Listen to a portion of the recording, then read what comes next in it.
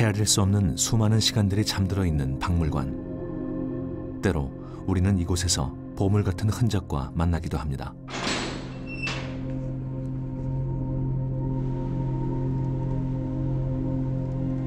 지난해 이곳 부산박물관에서도 엄청난 이야기를 품은 보물이 발견됐습니다. 언제라도 세상과 만날 준비가 되었던 것처럼 우리 곁에 호련히 그 모습을 드러낸 것. 서영해라는 다소 낯선 이의 유품에서 발견된 그것은 바로 임시정부의 수장 백범 김구의 총상 사진이었습니다. 확연히 보이는 심장의 총탄 자국. 백범뿐만이 아닙니다. 혈기의 청년 이봉창과 결기 가득한 윤봉길 의사의 거사 직전 찍은 사진들까지 이영만리에서 이 모든 사진을 품고 있었던 사람. 당시 미주 독립운동을 이끌던 이승만과 비견될 만큼 유럽 지역에서의 독립운동을 이끌었던, 그러나 그럼에도 이승만과 달리 독립운동사에서 철저히 잊힌 사람. 서영해는 프랑스 파리에서 임시정부 해외통신사를 운영했지만 결코 단순한 해외통신원은 아니었습니다. 한반도를 향한 총부리를 거두지 않으려는 일제. 그들로부터 자유를 되찾기 위한 한거의 정당성을 전 세계에 알려야 한다는 막중한 임무를 홀로 안고 낯선 땅, 낯선 시간을 견디며 칼보다 더 날카로운 펜으로 무관심과 무지의 시선을 베었던 파리의 꼬레양. 그는 왜 홀로 그곳을 걸었던 것일까요? 그는 왜 잊힌 존재가 되었던 것일까요?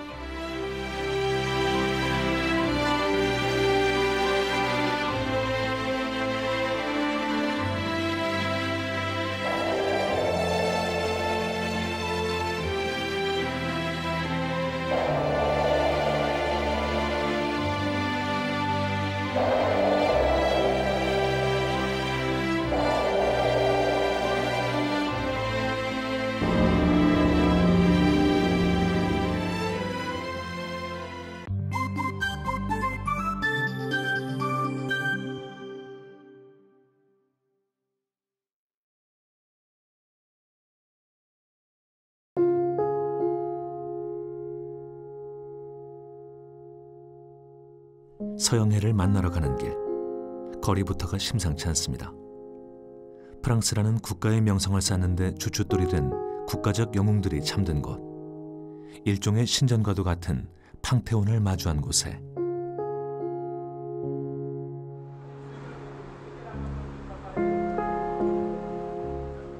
바로 서영해가 파리 생활 내내 머물렀던 보금자리이자 임시정부의 해외통신사였던 고려통신사의 둥지가 자리하고 있기 때문이죠. 변하지 않는 도시 파리답게 고려통신사가 있던 말브랑슈 7번지 호텔은 여전히 호텔의 모습으로 사람들을 맞이하고 있습니다.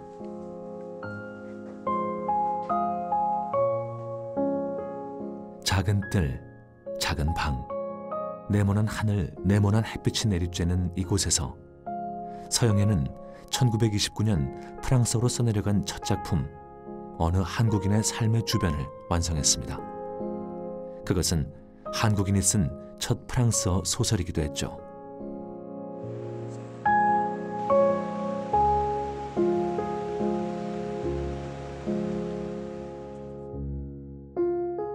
한국인이 프랑스어로 소설을 썼다는 사실 외에도 서영해의 작품은 여러 가지 면에서 사람들의 시선을 끌었습니다. 언론들 역시 그 호기심의 대열에 끼어들었죠.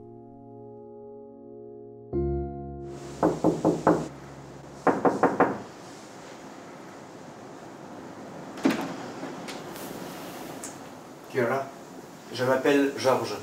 Je suis un journaliste du Petit Journal. Le Petit Journal? Oui, c'est bien ça. Monsieur Sao? Oui. André.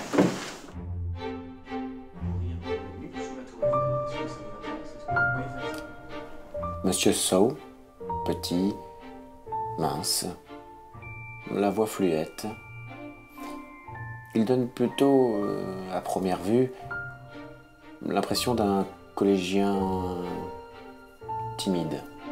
그러나 한국을 말하기 시작하자 그는 변했다.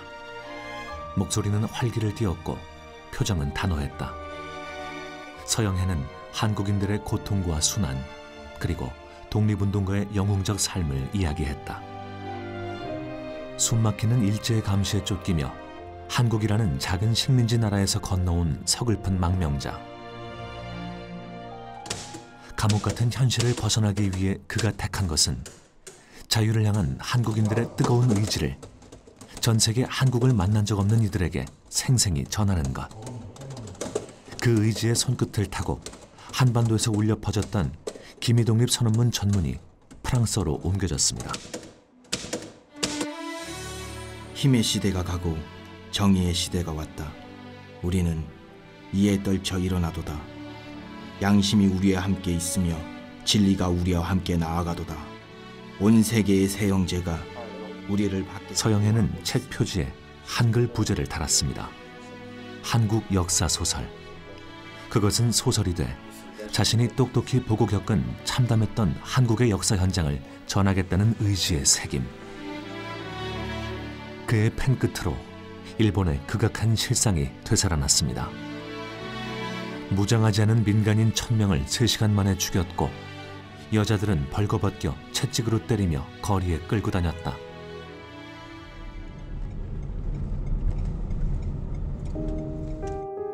서영혜가 한국인으로서 첫 프랑스어 소설을 써낸 지 90년이 지난 지금, 이제 한국 문학은 프랑스인들에게도 낯설지 않은 상황.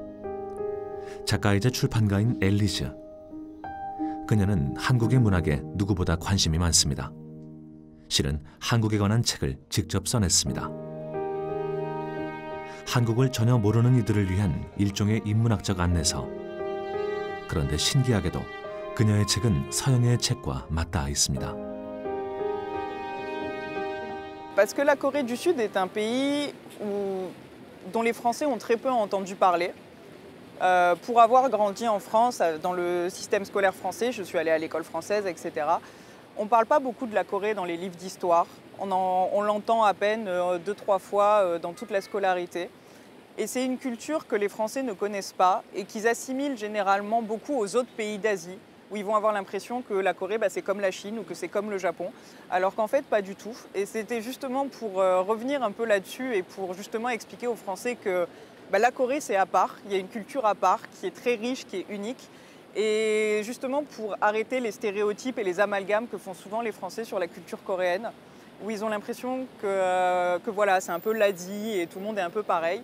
Et donc c'était pour pallier en fait ce manque d'information et pour offrir à tous les Français, on va dire, une voie d'accès dans la culture coréenne de manière simple et accessible.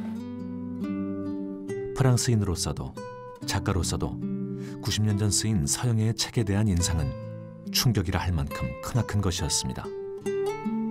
C'est un livre qui est extrêmement bien écrit. J'ai été assez étonnée d'ailleurs de savoir que l'auteur l'avait écrit lui-même en français dès le départ, parce que c'est un français qui est très beau à lire et il y a une beauté de la langue française qui est utilisée, mais ça reste toujours très simple et accessible pour tout le monde en fait. C'est-à-dire tout le monde peut lire ça très facilement et le comprendre et c'est vraiment un très beau livre. Tellement incroyable, ça aurait été vraiment une découverte absolue. 나는 한국과 한국인에 대해 말하기를 원한다. 어떤 이야기꾼의 호기심도 시도해보지 못한 전설적인 이야기는 순진한 농부의 입을 빌어 41세기 이상 전해왔다. 그리하여 그들은 자신의 나라가 신들이... 프랑스뿐만 아니라 유럽 전역에서 서영혜란 작가에게 주목한 이유. 그것은 놀랍도록 뛰어난 언어적 감성과 그 속에 담긴 신비로운 이야기의 조화 덕분이었습니다. 마치 아름다운 시와 같은 그의 글 속에는 단군 신화로부터 시작된 신비로운 한국의 역사, 그 신화를 지켜온 한국인들의 품성과 미덕이 굽이굽이 펼쳐져 있었기에 자유를 빼앗긴 한국의 현실에 더 깊이 공감하도록 이끌 수 있었던 것이죠. 작가로서 유럽에서 인정받게 된 서영혜. 90년 전 그는 어떻게 그렇게 뛰어난 언어와 문학적 수준에 도달할 수 있었을까요? 그 물음에 대한 열쇠는 서영애의 유품에 들어있던 학생증에 있었습니다.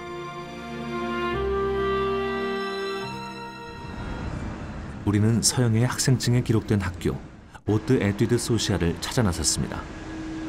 지금은 그 이름도 성격도 약간 바뀌었지만 서영애가 다녔던 당시 그 학교는 일종의 그랑제골이었습니다. 프랑스에서 그랑제골은 사회 전반의 리더를 양성하는 엘리트 교육과정의 정점으로 불리는 곳이죠. 서영애가 당시 최고 교육과정까지 도달했음을 알 수 있게 해주는 대목인데 더 주목할 것은 당시 성적까지 우수했다는 점. 1820년에 생긴 유서 깊은 생루이 고등학교. 파리 5대 명문학교 중 하나로 꼽히는 이곳에서도 그랑제골 준비반 교육이 이루어지고 있습니다.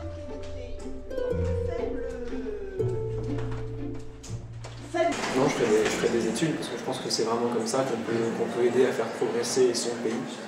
Et ouais, c'est ce qui me motive en ce moment pour faire ce que je fais. 서영애가 처음부터 불어에 능통했던 것은 아니었습니다. 1920년 12월 18 나이에 프랑스에 도착한 서영애에게 가장 시급한 것은 말을 배우는 것. 무엇보다 말이 시급했던 그는 보베의 기숙학교에서 초등과정을 시작합니다. 한참은 어린 학생들 속에서 공부해야 했지만 그는 진심으로 그때를 즐겼고 놀랍도록 빠른 속도로 성장해 나갔습니다. Classe en fait, en classe prépa, c'est pas possible. Parce qu'on a un tel programme qu'on peut pas éviter une année. Il y a trop de choses à. 하지만 그는 그 불가능한 일을 보기 좋게 해냈습니다. 월반에 이어 소르본느 대학 철학부까지 일사천리 진급하게 된 것이죠. 때로 무지는 편견과 오해로 이어집니다. 서영애 역시 즐거웠던 기숙학교에서조차 그 편견과 오해의 시간과 맞닥뜨려야 했습니다. 하지만 그 경험은 달리는 말의 채찍질처럼 오히려 그의 성장을 이끄는 기폭제가 됐습니다. 보베 기숙학교에서의 역사 시간. 선생님은 학생들에게 조선에 대한 이야기를 들려주고 있었습니다. 그런데 그가 묘사하는 조선의 모습은 서영애의 말문을 막히게 만드는 것들이었습니다. Nous allons commencer par le Yongjae. Qu'est-ce que vous faites là? Il faut sortir votre. C'est très bien. Adolphe également. 조선 민족은 매우 게을러서 조상이 전해준 얄팍한 문명마저도 지금은 그 형체를 찾아볼 수 없다. 교사의 이야기에 학생들에게 거짓말을 가르치는 것이 더 미개한 일이라 교사에게 일갈한 서영애.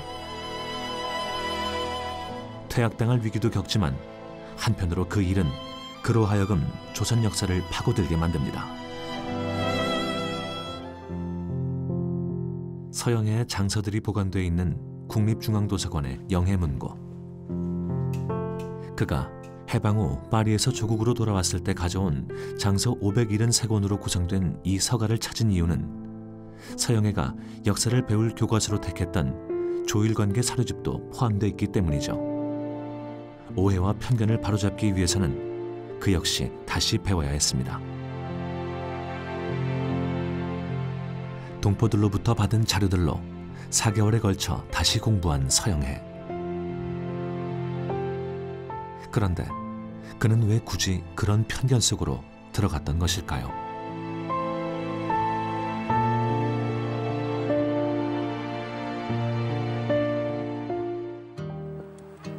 (1902년) 부산에서 태어난 서영애. 어쩌면 부산이라는 태생적 배경은 그의 삶을 이해하는 열쇠가 될 수도 있습니다. 조선 후기, 부산은 다양한 문화들이 공존하는 독특한 공간. 특히 청나라 영사관인 청관이 들어서고 대규모 조계지가 형성되며 생겨난 청관거리는 이국의 문화가 넘실대던 별세계였습니다. 서영애는 바로 그 청관거리에서 한의원을 운영하던 서석주의 넷째 아들로 태어나죠. 우리 집안에 왜 이렇게 약사가 많을까 했더니 다 증조 할아버지 덕이구나 그런 얘기를 많이 하고 또 부산에서 그 초량의 본가 거기서 어릴 때 오빠는 약국하면서 있었다고 하더라고요. 그래서 깜짝 놀랐거든요. 제가 어린 시절 이야기는 서로 하지 않으니까 몰랐는데 서영이 할아버지, 저희 할아버지가 동생이거든요. 이 당시에 다 교육 수준들이 다 높았고, 그리고 또 아버지한테 듣기로는 저희 외할아버지도 한의원을 하셨지만 우리 저기 정주 할아버지 서석주 정주 할아버지도 그 이름 있는 많은 사람들 환자들을 그렇게 치료하는 능력이 아주 좋았노라고 그렇게 말씀하시는 거를. 서석주는 청관의 서부자라 불릴 만큼 이름을 날린 한의사. 그런 부친 덕분에 서영애는 궁핍하지 않은 어린 시절을 보냈지만 결국 그 모든 안정된 생활을 박차고 17의 나이에 부모의 품을 떠나 상해로 향합니다. 저는 도산 안창호 선생님만 보더라도 너무너무 또 젊고 어리다고 해야 되나? 그런 나이에 그렇게 독립운동 하시면서 그 당시는 그것이 얼마나 이 독립이 시급했으면은 그게 가능했겠다. 그는 왜 상해로 향했던 것일까요? 그의 인생의 나침반을 결정적으로 돌려놓은 것은 바로 1919년 들불처럼 일어난 3.1운동이었습니다. 부산 지역에서도 뜨겁게 일어났던 3.1 독립선언과 만세 시위운동, 특히 누구보다 먼저 선두에 나섰던 학생들의 대열 속에는 앳된 학생 서영애도 있었습니다. 평화적이고 인도적이었던 만세운동. 그러나 그가 직접 눈앞에서 마주한 것은 도무지 믿기 힘든 참담한 광경이었습니다. 자신의 친구들이 쓰러지고 이웃들이 끌려가는 아비규환 속에서 서영애는 조선의 독립은 단지 정치적 문제가 아닌 문명을 지닌 인류가 지켜야 할 세계 평화의 문제라는 인식을 갖게 됩니다. 서영애 선생님 자료를 보다 보면 본인이 한국이 왜 독립을 되어야 되는지, 그래서 그것이 세계 평화에 얼마나 기여할 것인지에 대한 대목이 나오거든요. 그런 부분을 통해 보면 서영애 선생님은 분명 한국이 독립됨으로써 그게 동양뿐만이 아니라 전 세계의 평화와도 관련된 것임을 알고 있었고, 그것을 위해서 자신이 독립운동을 해야 된다라는 그런 분명한 생각을 가지고 있었습니다. 그 뜨거운 결기로 홀로 상해 임시정부로 향한 서영애. 임정 요인들은 특히 그의 언어적 재능에 주목했습니다. 아기 때부터 굉장히 중국말을 잘했던 것 같아요. 한자도 빨리 익됐다고 하고 그렇게 들었어요. 그래서 나중에 보니까 라틴어도 하신다고. 경교장에서 김구 선생님과 서영애 분이하고 여러 사람들 모인 식사한 자리에서 서영애와 영어를 이야기를 하는데 7개국어를 하고 라틴어까지 할 줄 알더라. 영어도 엄청나게 빨리 잘하더라. 그런 서영애를 외교 중심지였던 유럽에서 수학하게 하는 것은 어찌 보면 임정의 긴 포석이었을지도 모릅니다. 서영애 선생님이 당시에 백범의 파리 특파원이라고 불릴 정도로 임시정부와 연이 다 있었다는 점입니다. 이런 점으로 볼 때 임시정부에서는 프랑스에서 활동할 그런 인물을 정할 때 서영애 선생님을 1순위로 정했던 것 같고, 그것이 이후에 고려통신사의 설립으로 나타나지 않았나 그렇게 생각됩니다. 그때 임시정부에서는 이제 초창기에 물론 외교 굉장히 중요시했어요. 그때 임시정부 수립 자체가 독립운동을 외교를 통해서 이룩한다는 그런 생각을 가지고 있었어요. 왜 그러냐면 1919년에 미국의 윌슨 대통령이 민족 자결을 주장했거든요. 1919년 전후 처리를 위한 파리 강화회의 참가를 위해 속속 집결하는 승전국의 정상들. 새롭게 재편되는 세계 정세 속에 식민지 국가들의 운명은 요동치고 있었고, 승전국의 지위로 유럽까지 좌지하려 했던 일본과 맞서기 위해 유럽에서의 외교 활동은 너무도 중요했습니다. 1920년 파리 강화회의 일어날 무렵에 파리위원부가 만들어지고, 사실상 유럽 지역에서 한국 독립운동은 거의 맥이 끊어졌다고 봐야 될 적인데요.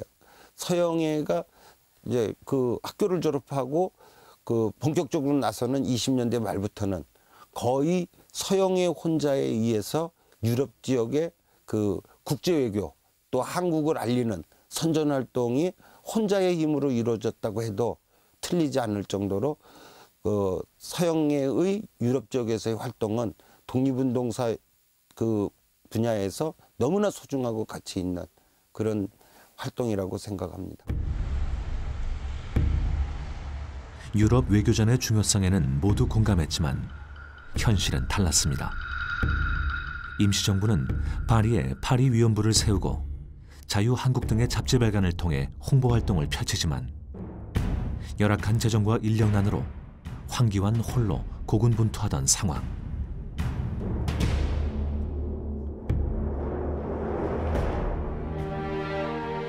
태산을 끼고 부캐라도 능히 넘을 것 같은 기계로 무장한 청년 서영애가 프랑스에 도착한 것은 바로 그 무렵이었습니다. 유럽에서 임정의 독립외교라는 씨앗이 뿌려지던 그때 임정의 기대를 한 몸에 짊어지고 프랑스 땅을 밟게 된 임정의 막내 서영애.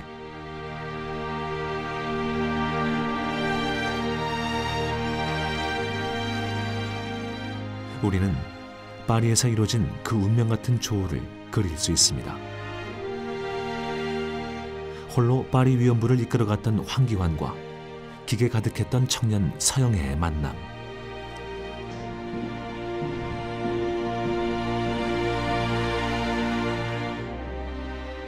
나는 파리위원부의 황기환이요. 조상 선생에게 서군의 일을 잘 들었어. 반갑소. 상해에서 서영입니다. 런던과 파리를 오가며 홀로 열정적인 홍보전을 펼쳤던 파리 위원부의 황기환. 어쩌면 그의 모습에서 청년 서영애는 장래에 펼쳐질 자신의 모습을 투영했을지 모릅니다. 황기환마저 1921년 7월에 미국으로 떠나게 되면서 임시정부를 통한 그런 대유럽 외교활동은 거의 중단 상태에 이르렀다고 할 수 있습니다. 그런 중단이 된 상태에서 임시정부는 이런 중단된 대유럽 외교를 분명히 이런 상황을 타개해야 될 필요성을 느꼈을 겁니다.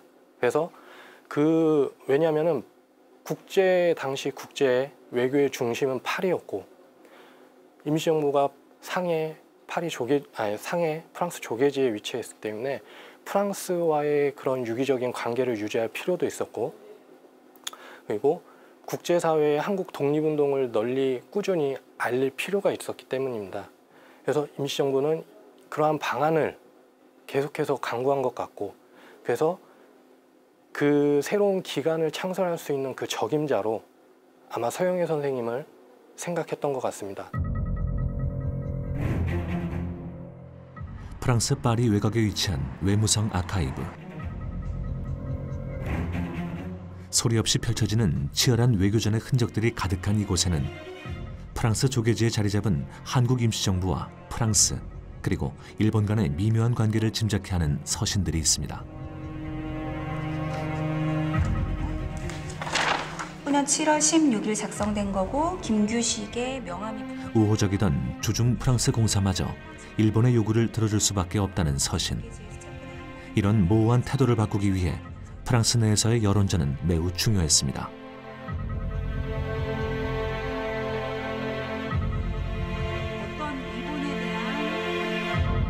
일본 경찰들이 한국인들을 살인미수 명목으로 11명을 체포를 했고 프랑스 경찰서에 일단 그 사람들이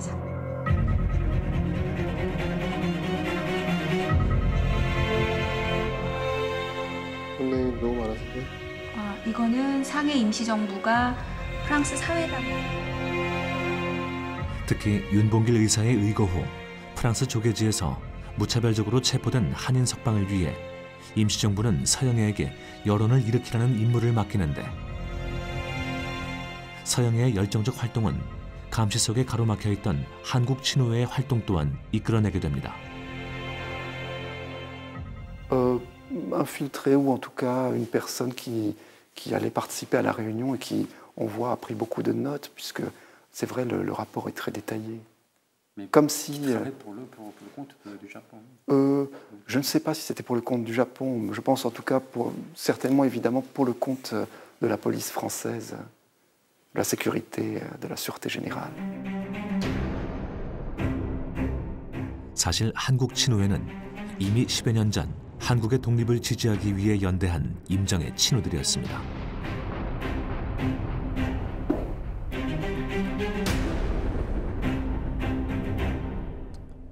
Le Cercle des Amis de la Pologne a attiré 1 million de signatures et a conduit à l'indépendance de la Pologne.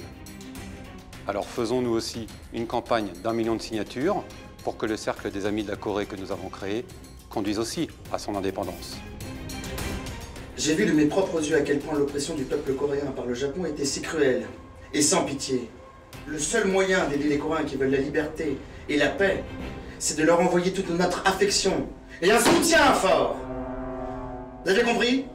Je recommence.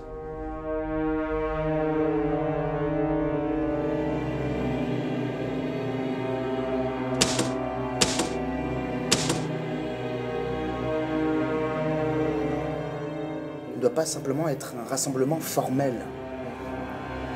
Ce qu'il faut faire, nous devons agir. Oui, c'est ça, nous devons agir. Nous devons créer un comité d'action pour faire bouger les choses. Nous devons agir secrètement. 한국 친우회 적극적 활동을 위해 친우회 내 행동위원회를 조직한 샬레와 사동발. 그러나 내부의 적은 그들의 발목을 번번이 잡았습니다. Les amis de la Corée soutiennent la lutte pour l'indépendance de la Corée. Mon Dieu, mais cette phrase est trop dangereuse! Mais est-ce dangereux? Dangereux pour qui? Dangereux pour le Japon?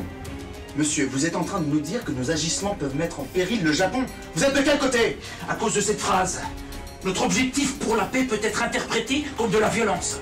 Je pense qu'il peut être mal compris. Je suis contre cette clause et je demande qu'elle soit supprimée. Quoi? Supprimée? Chalet, arrête! Et alors, on devrait supprimer cet article? Chalet, ne créez pas des problèmes à l'avance.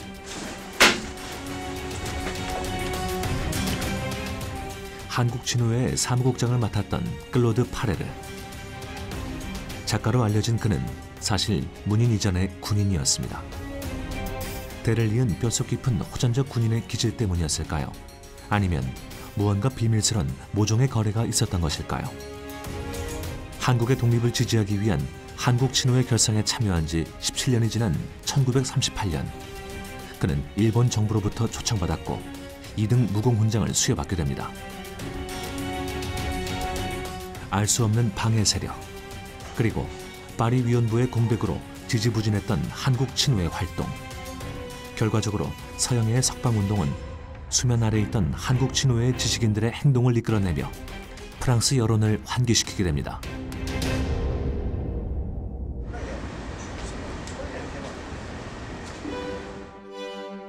인류애와 세계 평화를 지키기 위해 함께 뜻을 나누었던 한국과 프랑스의 지식인들. 그 연대의 역사는 100년이 지난 지금 다시 이어지고 있습니다. 파리 7대학 동양학부에서 학생들을 가르치고 있는 마리오 랑주 리베라상 교수는 프랑스에서 이루어졌던 한국의 독립운동 연구를 진행해 오고 있습니다.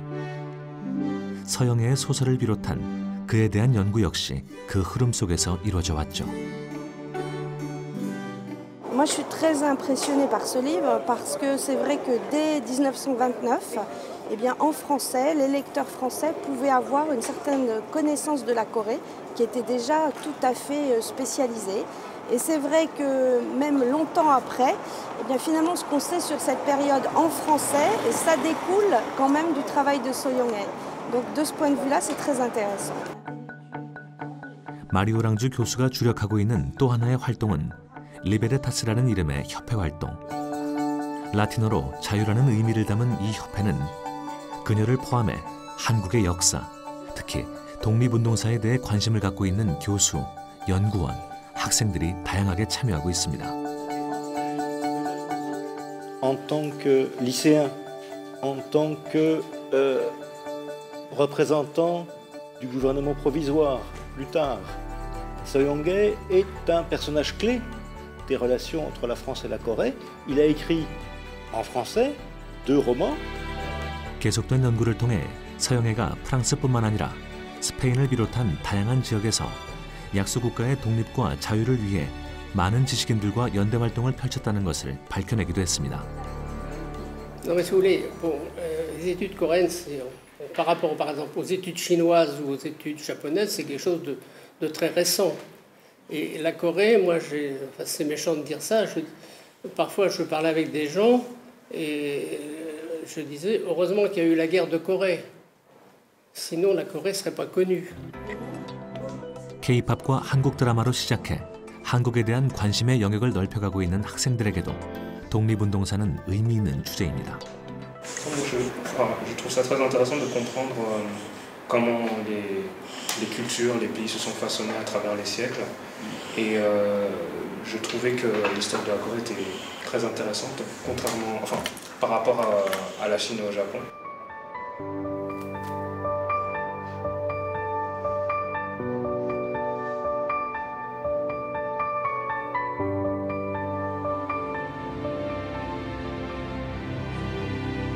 총알이 쏟아지는 전쟁터는 아니지만 어느 곳보다 뜨거웠던 그 전쟁터에서 그는 누구보다 치열하게 싸웠습니다.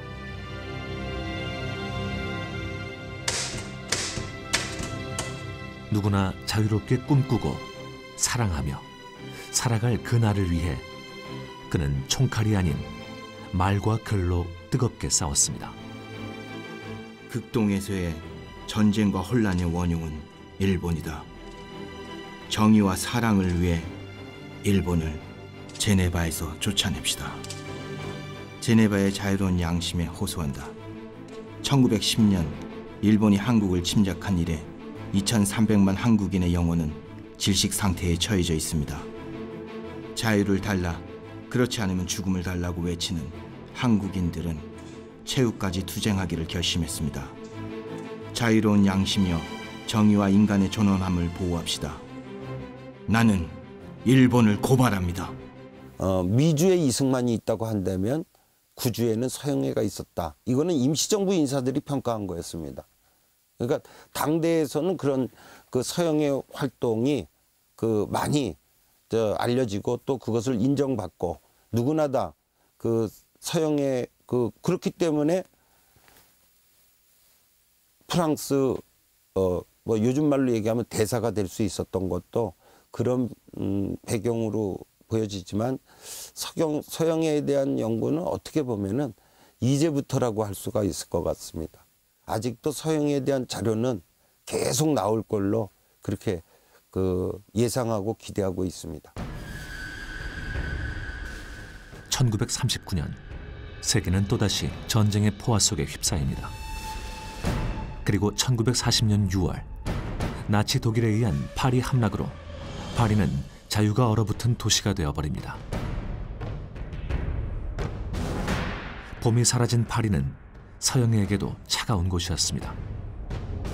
독일과 함께 전쟁을 일으킨 일본의 기세는 더욱 등등해졌고 나치 치하 일본의 밀정 역시 더욱 활기를 치게 됐습니다.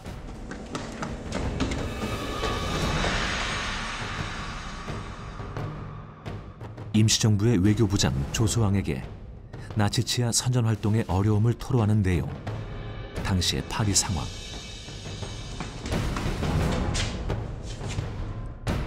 세계 정세에 대한 예측 등이 담긴 세 통의 편지를 보낸 서영애. 그 편지를 끝으로 그는 사라집니다. 서영애의 유품 중에는 나치 함락 동안 사라졌던 3년의 미스터리를 풀 수 있는 열쇠, 세 통의 서신이 있습니다. 서영애는 감옥에 갇힌 라이라는 이름의 레지스탕스 친구에게 서신을 보내고 다른 이를 통해 그를 잘 돌봐달라 부탁합니다. 수용소 사람들 수천 명을 학살하려 했던 나치의 끔찍한 계획을 전하는 친구 라이의 서신은 당시 긴박했던 상황을 여실히 말해줍니다. 사실 그 기간 동안 서영애 역시 감옥에 투옥됩니다. 나치하에 더욱 기고만장해진 일본 밀정의 밀고로 그는 나치 감옥에 약 6개월간 투옥되는데 감옥에서 나온 후 서영애는 자취를 감추게 됩니다. 파리의 자유를 지키는 지하 언론이 되어 본격적인 레지스탕스 활동에 나선 것이죠. Marche. Quel est ton rêve? Que Paris chante librement à nouveau.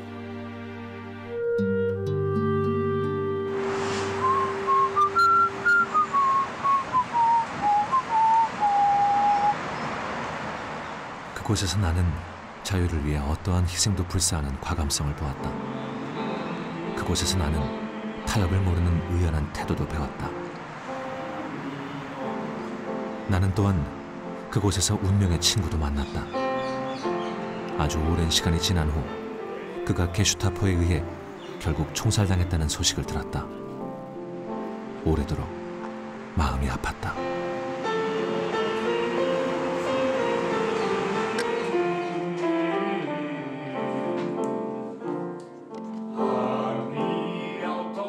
지금도 프랑스인이라면 너나 할 것 없이 함께 따라 부르는 저항자들의 노래. 파리가 나치에 함락됐을 때에도 문을 닫지 않았다던 파리의 마지막 음악극장 라빵 아질에서는 레지스탕스들이 함께 힘차게 불렀던 이 노래가 여전히 불리고 있습니다.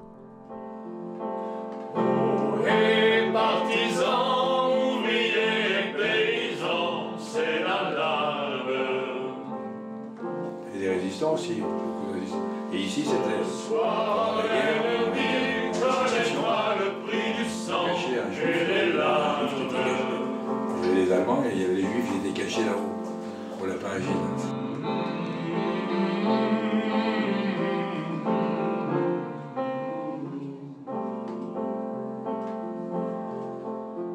나치 독일이 이제 저 유럽을 휩쓸었을 적에 파리에 이제 프랑스, 폴란드 몇몇 나라의 망명 정부가 수립돼 있었거든요.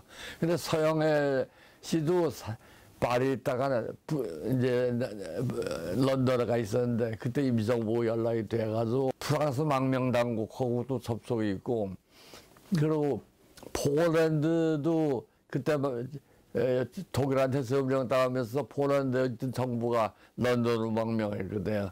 근데 그때 중경에서 임시정부가 그 망명 정부들하고 연락이 돼서 승인을 받고 그랬어요. 근데 그때 아마 서영애 선생이 런던에 있으면서 거기에 상당히 활동했던 걸로. 시련의 시기를 거친 후 서영애는 더욱 막중한 임무를 부여받습니다.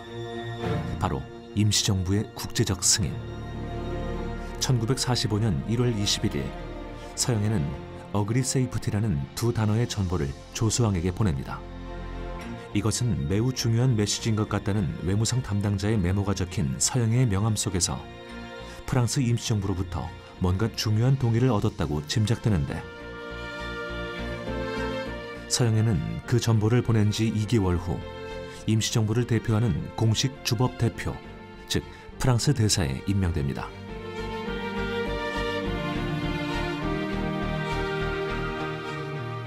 이후 해방 직전까지 계속된 프랑스 임시정부와 한국 임시정부와의 공감과 교류. 그 연결 지점에는 분명 임정 초대 주법 대표 서영애가 있었습니다.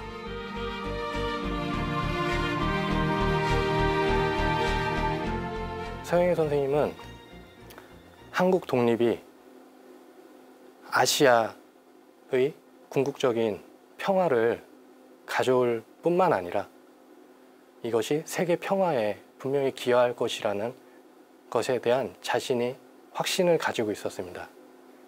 그리고 이것이 아시아와 유럽 사회에 대한 그런 외침이 아니라 전 세계 인류를 향한 그런 호소였다고 할 수 있습니다.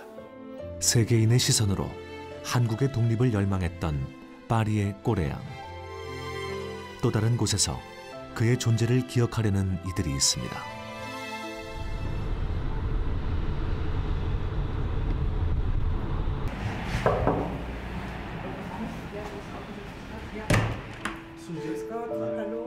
우리를 반갑게 맞아주는 자매.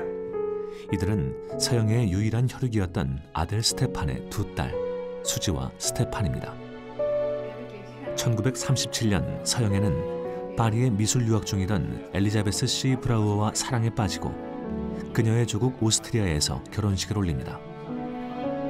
수지와 스테파니 자매는 오랫동안 할아버지인 서영에 대한 행적을 쫓아왔습니다. 끝내 자신의 아버지가 어떤 사람인지 알지 못한 채 눈을 감아야 했던 아버지를 위해 자매는 포기하지 않고 할아버지의 길을 쫓았고 결국 찾게 됐죠. Ich meine, Soyoung-hae war ein Kämpfer. Ich meine, das waren ja extreme Situationen. Ne? Also zuerst Busan, dann Shanghai, Exilregierung, Flucht. Dann nach ein paar Jahren nach Frankreich, Studium, Ausbildung, Sprache. Der war total jung. Also der ist ja mit 17 aus Korea weg nach Shanghai. War er 17 Jahre alt. Er war das jüngste Mitglied der Exilregierung. Also der war schon ein Kämpfer und war ja ständig und hat ja im doppelten Exil gelebt. Ne? Also ist ja auch von chinesischen Menschen adoptiert worden, damit er da überhaupt nach Paris gehen kann. 서영애가 결혼식을 올렸던 바로 그곳. 오스트리아 빈 시립도서관은 수지에게 일터이기도 합니다. Koreanisch begrüßen. 안녕하세요. 이곳에서 다양한 문화 행사를 기획하고 진행하고 있는 수지는 누구보다 열심히 서영애라는 인간의 삶을 공부하고 있습니다. 서영애의 인생을 휘저어 놓은 잔인한 역사. 2차 대전 발발로 아들이 복중에 있는 사실도 모른 채 자신은 프랑스 망명 정부를 따라 영국으로, 아내는 고향 오스트리아로 피신하게 되고 그것이 끝내 영원한 이별이 됐다는 것을 알게 됐지만 그래도 수지는 할아버지에게 묻고 싶은 것이 너무도 많습니다. Also ich würde ihm ganz viele Fragen stellen zu seinem Leben. Es gibt natürlich noch ganz viele Lücken, man weiß viele Dinge nicht noch. Ne? Also es gibt noch viel zu recherchieren, das würde ich ihn alles fragen natürlich. Dann würde ich ihn fragen, wie hat er die Großmutter kennengelernt.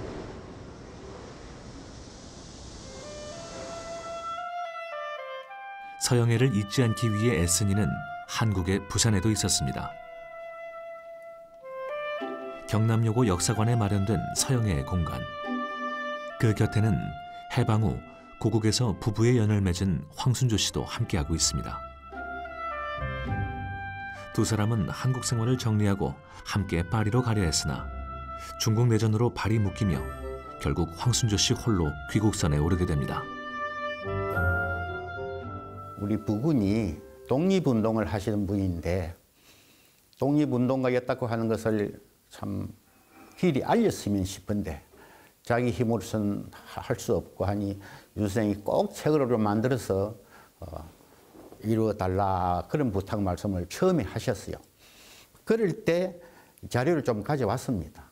왔는데 그 뒤에 85년입니다. 병석에서 급히 찾더라고 하는 또 그런 또 전갈이 왔길래 갔습니다. 가가지고 한 2번 실패를 했지요. 만나 뵙지를 못하고. 마지막에 3번째인가 갔는데 그때 다시 한번 제 손을 참 쥐면서 이 일을 꼭 이루어달라 하고 난 뒤에 제가 그 자료를 받아오고 난 뒤에 사흘 뒤에 세상을 떠났습니다. 황순조 씨의 마지막 소원. 그것은 고작 1년 반 정도밖에 함께하지 못했지만 평생을 기다린 남편 서영애의 책을 만드는 것. 그녀는 생애 마지막까지 남편의 기록들을 매만지고 정리했습니다. 김구 선생님이 그 총 맞아서 병원에 계셨던 그런 사진이 이제 알려져 있는데 아마 이거는 이 임정에서 그러한 사건들을 이제 그 세계에 알리기 위해서 아마 생애 스님께 보냈던 자료 같습니다. 생애 스님의 그런 자료들 중에는 임정에서 해외 독립운동을 위해서 알리고 싶었던 그런 자료들도 많을 텐데 아마 김구 선생님 그 사진이 하나의 대표적인 예라고 할 수 있지 않을까 싶습니다. 그런 것들을 보면은 이렇게 지금 우리가 이 자료를 가지고 또 이런 전시도 할 수 있고 그리고 또 운동사도 연구할 수 있는 그런 계기를 마련해 주셔서 굉장히 감사드리는 거죠. 그래서 선생님께 고맙다는 그런 생각이 듭니다.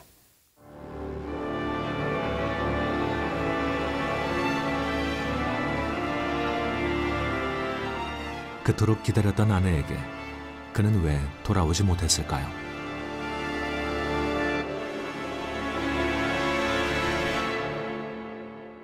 부인 황순조와의 이별을 끝으로 1949년 11월 중국에서 실종된 것으로 알려져 왔던 서영애.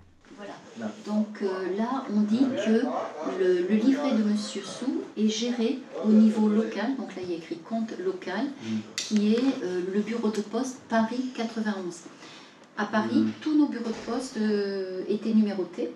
Et donc, on sait que le bureau de poste Paris 91 était le bureau de poste qui se trouvait 13 rue Cujas, dans le 5e arrondissement. Aujourd'hui, Et aujourd'hui, il y est encore. Il y est encore? Oui, oui, il existe encore le bureau. 그런데 서영애의 새로운 행적은 뜻밖에도 아내가 간직했던 유품 속에 있던 서영애가 파리에서 만든 계좌증에서 발견됐습니다. 본인만이 인출할 수 있는 계좌증에 중국에 묶여 있었던 기간으로 알려졌던 1948년 12월 11일 인출 기록이 남아있던 것이죠. Donc c'est la date à laquelle il fait le dernier retrait. Vous voyez, il a 6791 francs 60. Il retire 6500. Il retire 6500 francs et donc il reste 291 francs 60. Qu'est-ce que ça représente 6500?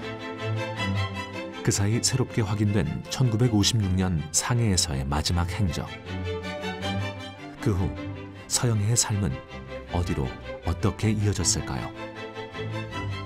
다른 물론 독립운동가도 다들 그 운명이 순탄치 않고 다 비극적인 결과가 있으면 많은데 이분은 특히 상당한 특이하게 유럽의 경력과 또 결말, 비극적인 결말이 많았어요. 좀 안타깝군요. 누구 말대로 이제 아주 드라마적인 인생 급정로를 가시고 그래요. 그래서 뭐 가족사 쪽으로도 이제 폭로가 되겠지만은 어떤 이 분에 대한 역사적 평가는 가족하고 다를 수 있습니다. 그 부분은 후세가 다시 또 공부해서 보충해가길 바랍니다. 평생 가장 재미진 일이 공부하는 것이었다던 서영애. 그의 손때 묻은 책들은 때로는 아름다운 시어로, 때로는 칼보다 더 날카로운 논리로 사람들을 사로잡았던 서영애에게는 가장 귀한 보물이었을지 모릅니다. 그리고 그 보물 중에서도 더 귀하게 여겼을 것이라 짐작되는 한 권의 책, 백범일지.